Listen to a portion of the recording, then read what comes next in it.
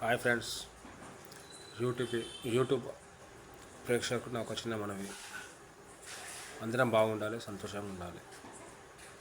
రాష్ట్ర పరంగా కానీ, జిల్లా పరంగా కానీ, గ్రామ పరంగా కానీ అందరికీ ప్రభుత్వం ఒకే విధంగా చూడాలి. అదే నా కోరిక.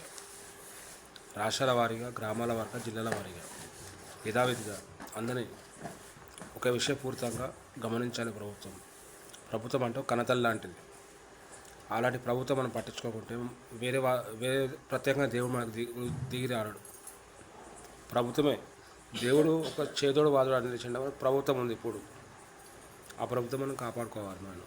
ఎందుకంటే ప్రజాస్వామ్యం మనం పార్టీ వాడి ఓట్లేసి నాయకులను గెలిపించి మంత్రులను చేసాం కాబట్టి హక్కు మనకు ఉంది.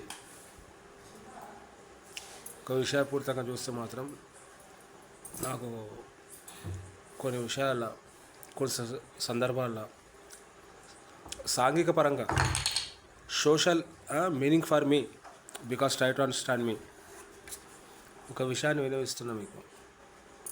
ఏంటంటే మనకు గతంలో అన్యాయం జరిగింది. కేసీఆర్ సార్ ఉన్నప్పుడు అన్యాయం జరిగింది, కానీ తక్కువ జరిగింది.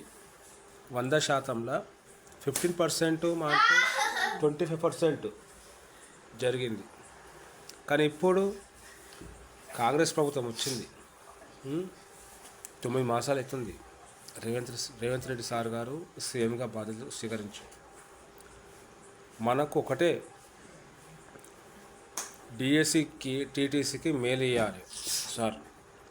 Teacher training course, district selection committee, ఇంకోటి మన యూపీఎస్సీ కూడా టీజీయూపీఎస్సీ తెలంగాణ పబ్లిక్ సర్వీస్ కమిషన్ కూడా మెయిల్ చేయాలి సార్. గతంలో బీఆర్ఎస్ ఉన్నప్పుడు లీక్ అయిందని చెప్పారు. అలాంటి జరగకుండా మంచి చట్టబద్ధంగా న్యాయ నిర్మూలన సమూర్ఖంగా సమాన విధంగా సమయ సూచకంగా సార్ గారు ఆలోచించి విద్యాశాఖ వారికి మనవి చేస్తున్నా నేను. మాకు డిఎస్సి కానీ, టీటీసీ కానీ, యూపీఎస్సీ కానీ, పబ్లిక్ సర్వీస్ కమిషన్ యథావిధిగా జరగాలి. అట్లా ఒకటే కోరుకుంటున్నాం. ఇంకోటి ఏందండి, మాకు ఒకటి ఉండాలి. మేము ఉండేది ఓల్డ్ సిటీ సార్. మాకు దగ్గర అందుబాటులో రైల్వే ట్రాక్స్ ఉన్నాయి, ఉప్పుగూడ, కందికల్ గిటన్ ఉన్నాయి. అక్కడ ఎవరు చూడండి 13 సంవత్సరాల అబ్బాయిలు కూడా గంజాయి మాదక ద్రవ్యాలు సేకరిస్తూ తిరుగుతున్నారు సార్. మా ఏరియా పిఎస్ కానీ, రైల్వే ప్రొటెక్షన్ ఫోర్స్ కానీ వాలంటీర్లు నిలదీసి క్రమశిక్షణ పెట్టాలని కోరుకుంటున్నా సార్. ఎందుకంటే ఒక సీఎంకి మేము నిర్ణయించుకుంటాం సార్. సీఎం తర్వాతనే అందరూ. రాష్ట్ర ముఖ్య పాలకుడు గవర్నరు, తర్వాత సీఎంఏ మాకు. అట్లా సార్. మా పాత బస్సు ఇంత చొరవ చూడండి సార్. పాత బస్సు మీద ఇంత కొద్దిగంత చిన్న మనసు పెట్టండి సార్. ఇదే request sir Revanth Reddy sir కానీ, ఇంకోటి హోంశాఖ మంత్రి కానీ, ఇంకోటి మున్సిపల్ శాఖ మంత్రి కానీ అందరికీ వినియోగించుకుంటు సార్. అన్ని విధాలుగా మాకు పాత బస్సుకి అయితే మేలు చేయండి సార్. అంతే కోరుకున్నది. విద్యాపరంగా ఎట్లా కోరుకుంటున్నా సార్, ప్రజాస్వామ్య పరంగా కూడా కోరుకుంటున్నా సార్. ఎందుకంటే షీటీం బాధ్యత ఒకటి ఉండాలి సార్ మాకు.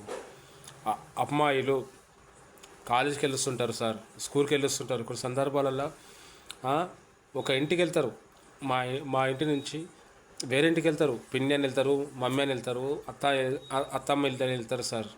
వాళ్ళకు జర బాధ్యత ఉండదు సార్. షీటీం బాధ్యత ఉండాలి సార్. First preference sir. ఏ ప్రభుత్వం వచ్చినా పర్లేదు సార్ మాకు. నెక్స్ట్ ఇంకో ప్రభుత్వం వచ్చినా పర్లేదు సార్. ఇదే మేము రిక్వెస్ట్ చేసుకుంటాం సార్. ఆడపిల్లలకు రక్షణ ఉండాలి సార్.